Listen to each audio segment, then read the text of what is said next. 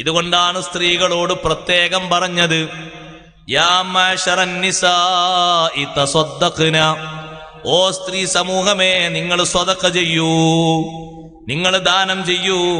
ഇമാം മുസ്ലിം റഹ്മത്തുള്ളാഹി അലൈഹി റിപ്പോർട്ട് ചെയ്തൊരു ഹദീസിൽ അങ്ങനെ കാണാം. ജാബിർ റളിയല്ലാഹു അൻഹു പറയുന്നു, നബി സല്ലല്ലാഹു അലൈഹി വസല്ലമ തങ്ങളെ കൂടെ ഞാൻ പെരുന്നാൾ നിസ്കാരത്തിന് സംബന്ധിച്ചു. തങ്ങളെ നിസ്കാരം ആരംഭിച്ചു ഖുതുബക്ക് മുമ്പ്, പിന്നീട് ഖുതുബ ഓതി. ഖുതുബക്ക് ശേഷം പിന്നീട് സ്വഹാബിമാരോട് നബി തങ്ങൾ ഉത്ബോധനം നടത്തി. അവരോട് ഉത്ബോധനം കഴിഞ്ഞ് പിന്നെ അപ്പുറത്ത് നിൽക്കുന്ന സ്ത്രീകൾ അവരോട് സ്പെഷ്യലായിട്ട് നബി തങ്ങൾ ഉത്ബോധനം നടത്തി. ആ ഉത്ബോധനത്തിൽ തങ്ങൾ പറഞ്ഞു, തസദ്ദഖ്ന യാ മഅ്ശറൻ നിസാ, ഓ സ്ത്രീ സമൂഹമേ, നിങ്ങൾ സ്വതക്ക ചെയ്യണം.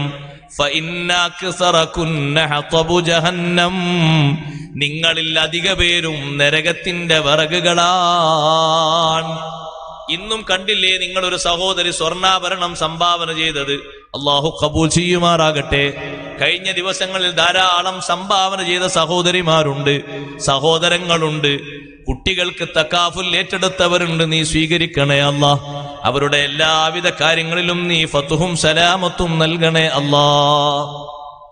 നിങ്ങളാണ് നരകത്തിൽ അധികവും എന്ന് പറഞ്ഞപ്പോ ഒരു പെണ്ണ് ചോദിച്ചു, ലിമയാ റസൂലല്ലാഹ്, അള്ളാഹുവിന്റെ റസൂലെ, എന്താ അതിന് കാരണം? നരകത്തിലെ അധിക വിറകും നിങ്ങളാണ്. അക്സറകുന്ന ഹതബു ജഹന്നം, നിങ്ങളിൽ അധിക പേരും നരകത്തിന്റെ വിറകാന്ന് പറഞ്ഞപ്പോ ഒരു പെണ്ണ് ചോദിച്ചു, എന്താ അതിന്റെ കാരണം? തങ്ങൾ പറഞ്ഞു, ലി അന്നകുന്ന തുക്സിർന ശികായ, നിങ്ങൾ പരാതി അധികരിപ്പിക്കും. വല്ലാത്ത പരാതിയാ. അവിടെ അങ്ങനെ, ഇവിടെ എങ്ങനെ, അമ്മായിമ്മ എങ്ങനെ, അമ്മോശങ്കാക്ക അങ്ങനെ, അവിടുത്തെ നാത്തുമാരിങ്ങനെ, അവിടുത്തെ വീടെങ്ങനെ, അവിടുത്തെ ടോയ്ലറ്റ് എങ്ങനെ, അവിടുത്തെ കുളിപ്പരെങ്ങനെ, അവിടുത്തെ കിച്ചൺ എങ്ങനെ. പരാതിയോട് പരാതിയാണ്. ഭർത്താവിനോടും പരാതി പറയും, സ്വന്തം ബാപ്പമാരോടും പരാതി പറയും. ചിലർക്കോ തീരെ സ്വബർ എന്ന് പറയുന്ന 3 അക്ഷരമോ അതിൽപ്പെട്ട ഒരക്ഷരം പോലും ഇല്ലാത്ത രൂപത്തിൽ പരാതി വർദ്ധിക്കും. വൈകുന്നേരം വരുന്ന ഭർത്താവ് ഇങ്ങനെ ഉറക്കിലേക്ക് നീങ്ങൽ ഈ പരാതിയുടെ പട്ടിക മുഴുവനും കേട്ടുകൊണ്ടായിരിക്കും ചെറുടേത്. രാവിലെ എണീറ്റ് നോക്കുമ്പോ ഞാൻ തന്നെ നിങ്ങളോട് പറഞ്ഞില്ലേ, എന്ത് ഞാനൊന്നും കേട്ടിട്ടില്ല, ഞാൻ ആ ക്ഷീണത്തിലൊക്കെ ഉറങ്ങിയിട്ടുണ്ട്. ഇത്രയും നേരം പറഞ്ഞിട്ട് നിങ്ങൾ കേട്ടില്ല, എന്നാ ഇരിക്കും കുറച്ചുകൂടെ പറഞ്ഞുതരാം. അല്ല, രാവിലെ പറയാൻ നേരം, എനിക്ക് ജോലിക്ക് പോകണം. എത്ര നേരം പറയാണ്ടാകും? 1/2 മണിക്കൂറോളം പറയാണ്ട് പരാതി. ഓഫീസുകളിലോ ഏതെങ്കിലും സ്ഥലത്ത് പോയിട്ട് അവിടെ ഒരു ഹോസ്റ്റൽ വാങ്ങിയിട്ടുള്ള പരാതിയല്ല, സ്വന്തം വീട്ടിൽ താമസിക്കുമ്പോഴുള്ള പരാതിയാണ്. കഴിവിന്റെ പരമാവധി ഉമ്മമാരെ സഹിക്കാനും ക്ഷമിക്കാനും കഴിവാർജിക്കണം. നമ്മൾ കല്യാണം കഴിച്ചു വിടുന്ന ചെറിയ മക്കളോട്, ചെറുപ്പക്കാരികളോട് ഉപദേശം കൊടുക്കണം. മറ്റൊരു വീട്ടിലേക്ക് താമസിക്കാൻ വേണ്ടി പോവുകയാണ്, ഇവിടെയുള്ള സൗകര്യങ്ങളെപ്പോലെ മുഴുവനും അവിടെ കിട്ടിയില്ലെന്ന് വരും. ഒരു പുതുജീവിതം ആരംഭിക്കുകയാണ്. നല്ല സ്വബർ വേണം, ക്ഷമ വേണം. പടിപടിയായിട്ടാണ് ഉയർച്ചയുണ്ടാകുക. ചെന്ന ഉടനെ തന്നെ, പിറ്റേന്ന് തന്നെ നിനക്ക് വേണ്ടതെല്ലാം ബാക്കിയുള്ളവരൊക്കെ ചെയ്തു തരണം. നീ അങ്ങനെ കട്ടിലൊരു പുതുനാരിയായിട്ടിരിക്കണമെന്ന് കരുതരുത്. അവരെ കൂട്ടത്തിൽ ഒരു മെമ്പറായിട്ട് നീ വർക്ക് ചെയ്യണം. അവരുടെ ഭാഗത്തു നിന്ന് എന്തെങ്കിലും ഒരു ഭാഷ നിനക്ക് സഹിക്കാതെ വന്നാൽ ചാടി എണീറ്റ് പെട്ടെന്ന് പ്രതികരിക്കരുത്. നല്ല സ്വബറോടെ, തന്മയത്വത്തോടെ കാര്യങ്ങൾ നീ സമീകരിക്കണം. എങ്കിലേ ജീവിതം നല്ല ലക്ഷ്യത്തിൽ എത്തിക്കാനൊക്കൂ. നല്ല ഉപദേശങ്ങൾ ആ പെൺകുട്ടികൾക്ക് കൈമാറണം. അവരെ ജീവിതത്തെ പറ്റി നല്ല അന്വേഷണങ്ങൾ നടത്തിയിട്ട് നല്ല നന്മ നിറഞ്ഞ ഉപദേശങ്ങൾ കൊടുക്കണം. വലിയ സാഹസികമായ അവസ്ഥയാണ് അവിടെ ഉള്ളതെന്ന് പറയുമ്പോ, നിനക്ക് അല്ലാഹു തന്ന ബുദ്ധി കൊണ്ട്, നിനക്ക് അല്ലാഹു തന്ന നല്ല സ്വഭാവം കൊണ്ട് ആ വീട്ടുകാരെ മൊത്തം നീ മാറ്റിയെടുക്കണം. അപ്പൊ കെട്ടിച്ച് വിട്ട വീട്ടിൽ ചെന്നു, കല്യാണം കഴിച്ചെത്തിയ വീട്ടിൽ ചെന്നുമ്പോ ആദ്യത്തെ അനുഭവം, ആ വീട്ടില് സുബഹിക്ക് നേരത്തെ എണീറ്റത് ആ പെണ്ണാണ്. അപ്പൊ നോക്കുമ്പോ ബാക്കിയുള്ളവരെല്ലാരും ഉറങ്ങാണ്. ബാക്കിയുള്ളവരെല്ലാരും ഉറങ്ങുമ്പോ വിളിക്കാനൊരു ധൈര്യ കമ്മി ആദ്യ ദിവസം തന്നെ അല്ലേ, എന്ത് ചെയ്യും? അപ്പൊ ആ സഹോദരി നേരെ സമീപിക്കേണ്ടത് ഉമ്മ എന്ന് സ്നേഹത്തോടെ വിളിക്കാൻ പറ്റുന്ന ഒരു ഉമ്മയുണ്ട് അവിടെ. ഉമ്മ, എന്തേ മോളെ? എനിക്ക് പുറത്തേക്കൊന്ന് പോകണം. നിങ്ങളൊന്ന് നിന്ന് തരണം. എന്തിനാ പുറത്തേക്ക് പോകുന്നത്? അല്ല, ഒന്ന് കുളിക്കാനാണ്, ഒന്ന് സൗകര്യത്തിനൊന്ന് നിന്ന് തരണം. ഇവിടെ ഉള്ളിൽ സൗകര്യം ഉണ്ടല്ലോ. അല്ല, പുറത്ത് ഹമ്മാം ഒറ്റക്കല്ലേ. ഹമ്മാമ് തനിച്ചുള്ള ഹമ്മാമിൽ കുളിക്കലാണ് അറ്റാച്ച്ഡ് ബാത്റൂമിൽ കുളിക്കുന്നതിനേക്കാളും നല്ലത്. അപ്പോഴേ ദിക്റൊക്കെ ചെല്ലാൻ പറ്റുള്ളൂ. ഇത് അധിക വീട്ടിലും മുഷക്കലായിട്ടാണ് ഉണ്ടാകുക. ഒരു ഭാഗത്ത് മറ്റേ ഇസ്തിരിപ്പെട്ടി കൊണ്ടുവച്ചവരെ വേറെ സാധനം കൊണ്ടുവച്ചിട്ടുണ്ടാകും, ഇപ്പുറത്ത് ഒരു സാധനം ഉണ്ടാകും, അപ്പുറത്ത് യൂറോപ്പ്, അപ്പുറത്ത് ചൈന, എല്ലാ മോഡലും ഉണ്ടാകും. പിന്നെ അതിന്റെ ഉള്ളിൽ എങ്ങനെ ഈ ബിസ്മിയൊക്കെ ചൊല്ലി ഒതു കൊടുക്കുക, ഈ ദിക്റൊക്കെ ചൊല്ലിയിട്ട് അതിന്റെ ഉള്ളിൽ നിന്നെങ്ങനെ കിബിലാക്ക് തിരിഞ്ഞ് ഉളുവിന്റെ ശേഷം കുളിക്കേശമുള്ള ദിക്ർ ചൊല്ലി എങ്ങനെ കഴിയൂലല്ലോ. അതുകൊണ്ട് ഹമ്മാമ് തനിച്ചുണ്ടാക്കണം. ഇനി ഉണ്ടാക്കുന്നവരും ഉണ്ടാക്കിയവരും ഒക്കെ ശ്രദ്ധിക്കണം. ഹമ്മാമ് വേറെ, കുളിക്കാനുള്ളത് വേറെ. കുളിപ്പുരയിൽ വെച്ചാണ് വാങ്ക് കേൾക്കുന്നത് എങ്കിൽ ജവാബ് പറയാം. പക്ഷെ ഈ അറ്റാച്ച്ഡിലാണെങ്കിലോ അത് രണ്ടും ഒന്നല്ലേ. അവിടെ എങ്ങനെ ദിക്ർ ചൊല്ലും? അതൊറ്റ റൂമിന്റെ ഉള്ളിലാണ്. ചില ആൾക്കാർ ഒരു സോപ്പിങ്ങിന് വേണ്ടി കാണാൻ ചിലപ്പോൾ ചെറിയൊരു സോപ്പൊക്കെ വെക്കാൻ പറ്റിയ രീതിയിൽ ചെറിയൊരു കെട്ടിങ്ങനെ അവിടെ. അതൊന്നും മതിയാകൂല. ഒരു ചെറിയ കെട്ട്, അത് സോപ്പ് വെക്കാനാണ്. അതിന്റെ അപ്പുറത്ത് ഇങ്ങനെ കുളിക്കാൻ മാത്രമുള്ള മറൊന്നുമില്ല. അവിടെ ഒരു തിണ്ടുണ്ടാക്കിയെന്നേ ഉള്ളൂ. അത് മെഹ്റാബിലൊക്കെ ആണെങ്കിൽ പള്ളിയിലൊക്കെ ആണെങ്കിൽ മറയായിട്ട് കൂട്ടാൻ പറ്റും. അവിടെ ഇപ്പം അങ്ങനെ ഉണ്ടാക്കിയതുകൊണ്ട് 2 സെക്ഷനാക്കി തിരിക്കാൻ പറ്റൂല. അത് വേറെ തന്നെ വേണം. അതുകൊണ്ട് ഹമ്മാം ഉണ്ടാക്കുന്ന ആളുകളൊക്കെ വേറെ തന്നെ ഉണ്ടാക്കല നല്ലത്. എന്നാലേ ആ പറഞ്ഞ ദിക്റൊക്കെ ചെല്ലാൻ പറ്റുള്ളൂ. ഇത് നമ്മൾ കുളിക്കുന്ന സമയത്ത് അഊദും ബിസ്മിയും ചൊല്ലി അശ്ഹദു അല്ലാ ഇലാഹ ഇല്ലല്ലാഹു വഹ്ദഹു ലാ ശരീക ലഹു ദിക്റും ചൊല്ലിയിട്ട് ഉളു കൊടുക്കാൻ പറ്റൂല. കാരണം നേരെ അപ്പുറത്ത് മൂത്രമൊഴിക്കുന്ന സ്ഥലമാണ്. അപ്പുറത്ത് തന്നെ കുളിക്കുന്നത്, ഇവിടെ തൊട്ടപ്പുറത്ത് തന്നെ അതാണ്.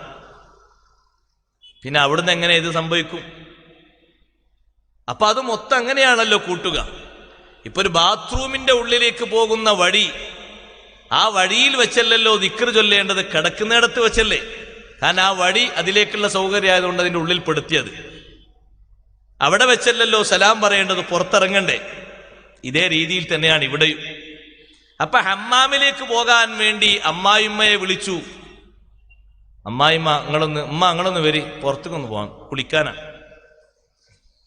അപ്പൊ ആ ഉമ്മ എണീറ്റു. മരുമകൾ എണീറ്റ് കുളിച്ച് നിസ്കരിക്കാൻ ഒരുങ്ങുമ്പോ പിന്നെ കിടന്നുറങ്ങൽ ശരിയില്ലല്ലോ.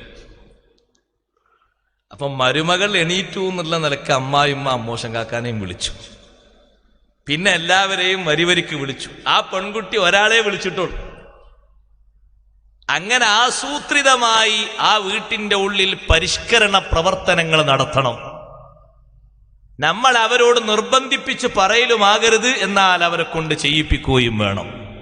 അതിന് നല്ല സ്വബർ വേണം. ചില വിഷയങ്ങളൊക്കെ പ്രായാധിക്യം കൊണ്ട് ചില ആളുകൾക്ക് പറഞ്ഞു തന്നെ പിന്നെയും പറയും. രാവിലെ പറഞ്ഞതിനെ ഉച്ചക്കും പറയും, ഉച്ചക്ക് പറഞ്ഞതിനെ വൈകുന്നേരം പറയും. അത് അവരുടെ പ്രായത്തിന്റെ അളവനുസരിച്ച് സ്വബർ ചെയ്തു കൊടുക്കാൻ കഴിയാം. അത് വലിയൊരു കഴിവാണ്. പരാതി കുറക്കാനുള്ള വലിയ മാർഗം അതാണ്. ആ വീട്ടിൽ ഒരാളായിട്ട് നമ്മൾ ചേർന്ന് സഹനത്തോടെ കഴിയണം.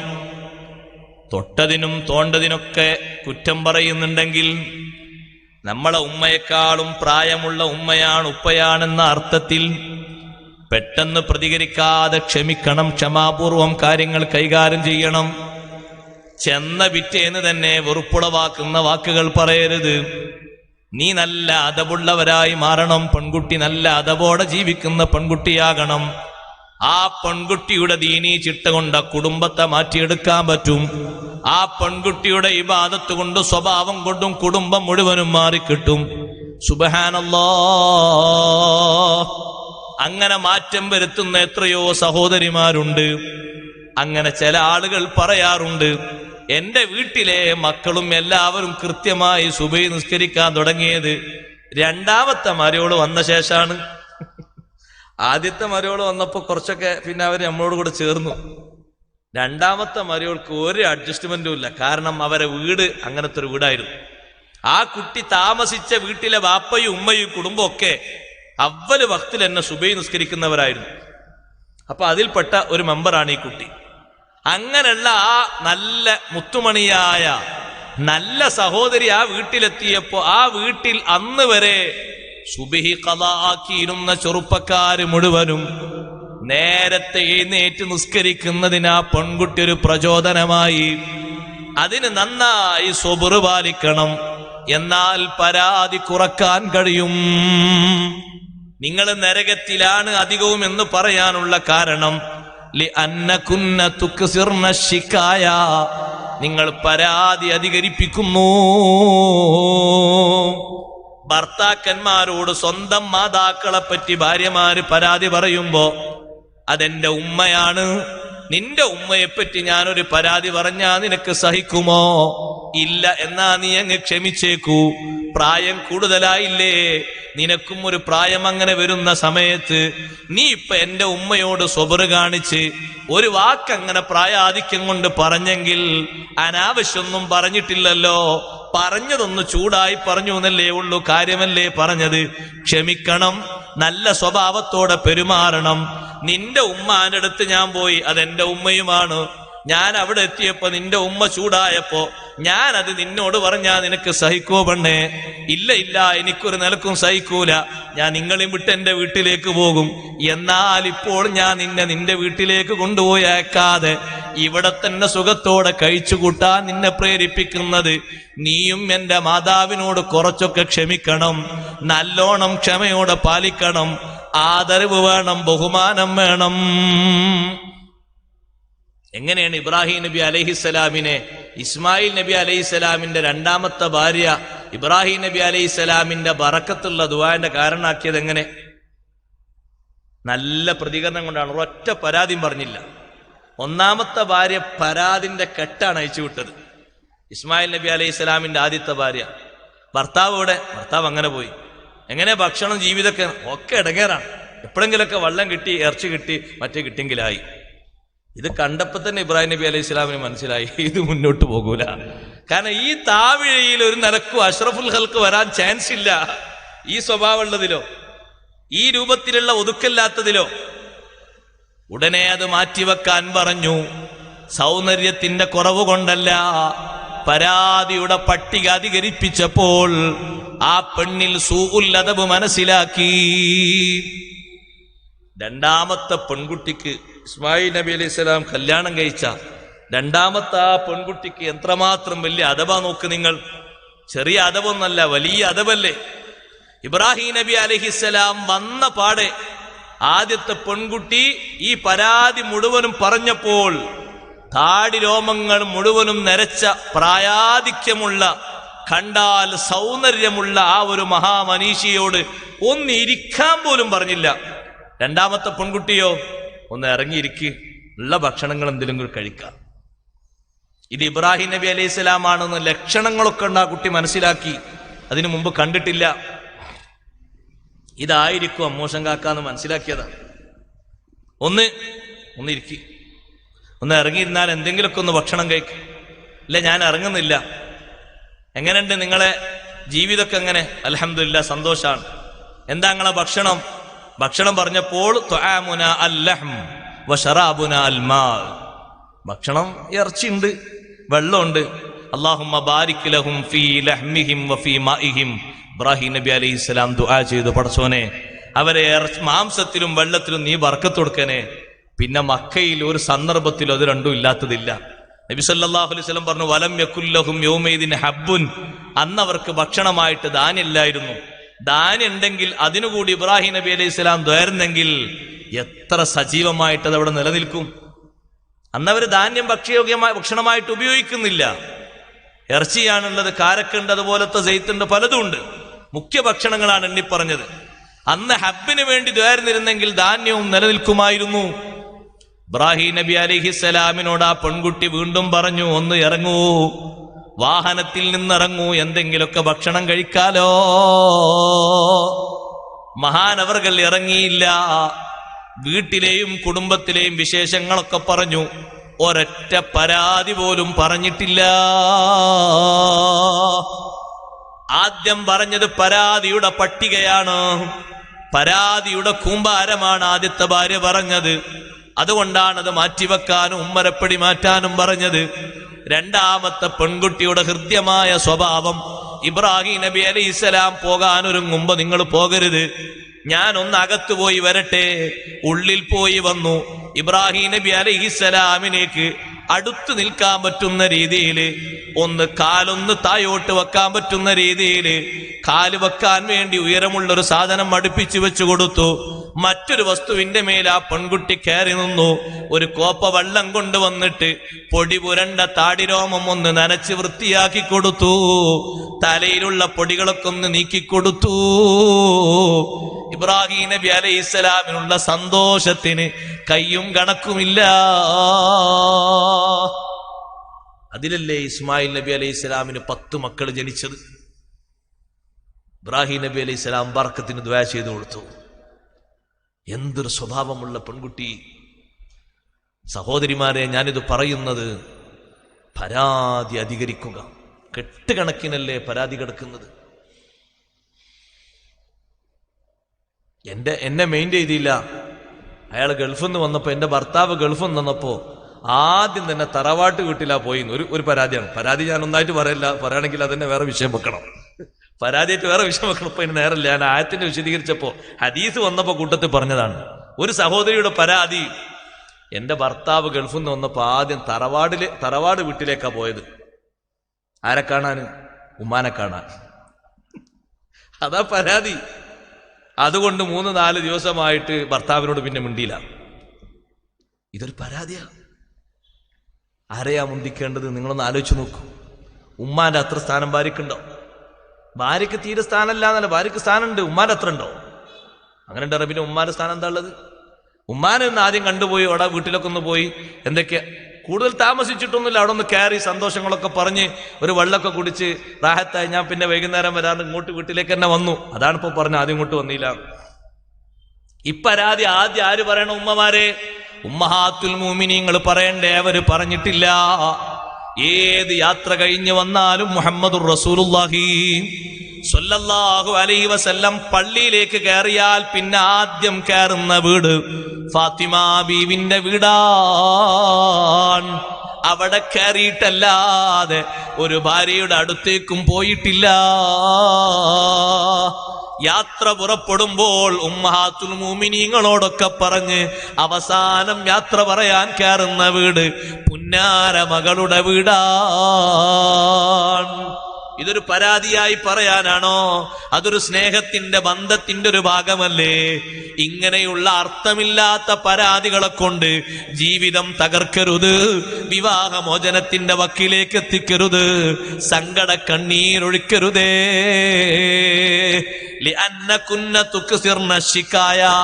നിങ്ങൾ പരാതി അധികരിപ്പിക്കുന്നു. കൂടെ ജീവിക്കുന്ന ആളില്ലേ ഭർത്താവിന് നന്ദികേട് ചെയ്യുന്നു. എന്താണ് നന്ദികേട് എന്നറിയുമോ? ആ ഭർത്താവ് എത്ര ഖൈറ് ചെന്നാലും ആ ഖൈറായി കാണാനില്ലാത്ത ഒരു ബുദ്ധി. എത്ര നന്മ ചെയ്തെന്നാലും നിങ്ങളെ കൂടെ ജീവിച്ചിട്ട് ഇതുവരെ എനിക്ക് ഒരു സുഖം കിട്ടിയിട്ടില്ല. പിന്നെ ഈ മക്കളും ഈ വീടും നിന്നെ ഹജ്ജിനും ഉംറക്കൊക്കെ എന്റെ ചെലവിൽ ഞാൻ കൊണ്ടുപോയതും നിനക്ക് ഇത്രയും കൊല്ലം ഞാൻ ഫിത്ർ സക്കാത്ത് കൊടുത്തതും നിനക്ക് വേണ്ടി, നിന്റെ ഉമ്മാക്ക് വേണ്ടി, ഉമ്മ മരണപ്പെട്ടപ്പോൾ നിന്റെ ഉമ്മാക്കൊന്ന് ദ്വാരക്കാൻ വേണ്ടിയിട്ട് വിവിധ മജ്ലിസിൽ ഞാൻ എന്റെ അമ്മായിമ്മ എന്നുള്ള കെയർ ഓഫിൽ സംഭാവന കൊടുത്തും ഇതൊന്നും നിനക്ക് ഖൈറല്ലേ? പിന്നെ ഏതാ ഖൈറ്? ഒറ്റ വാക്ക് 15 കൊല്ലം ജീവിച്ചിട്ട്, നിങ്ങളെ കൂടെ ഇത്രയും കാലം ജീവിച്ചിട്ട് എനിക്കൊരു സുഖവും കിട്ടിയിട്ടില്ല. എന്താ ഈ സുഖം കിട്ടിയിട്ടില്ല എന്നുള്ളതിന്റെ അർത്ഥം സഹോദരങ്ങളെ?